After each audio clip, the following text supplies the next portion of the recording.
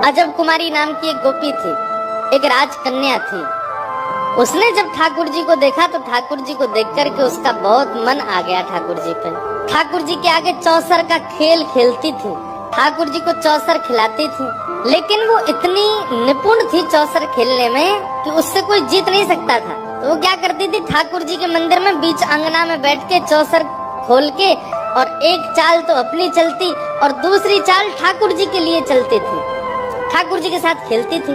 उससे कोई जीत नहीं सकता था, लेकिन वो इतनी निपुण थी कि जैसे ही ठाकुर जी हारने वाले होते थे तो अंतिम चाल ऐसी चलती कि ठाकुर जी जीत जाते थे, वो हार जाते थे। लेकिन अजब कुमारी की इच्छा थी कि वो राजस्थान की रहने वाली है, उसके माता पिता इतना उसको उसके पिताजी राजा हैं, वो उसको इतना जाने नहीं देते बार बार गोवर्धन।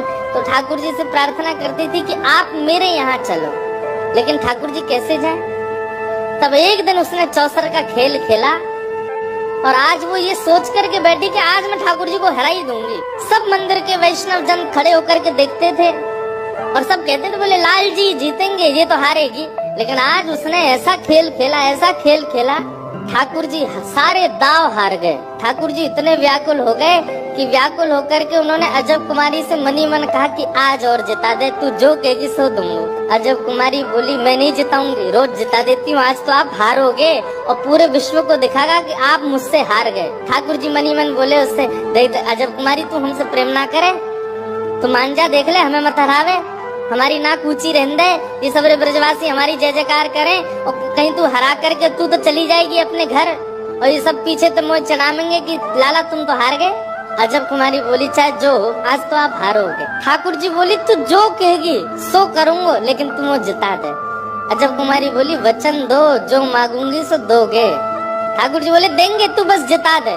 अजब कुमारी ने जिता दिया ठाकुर जी को, सब जगह जय जयकार हो गई, बोले हमारो लाला जीत गयो, गिरधर लाल की जय, गोवर्धन नाथ की जय। ठाकुर जी ने मनी मन अजब कुमारी से कही, अब बता तो क्या चाहिए।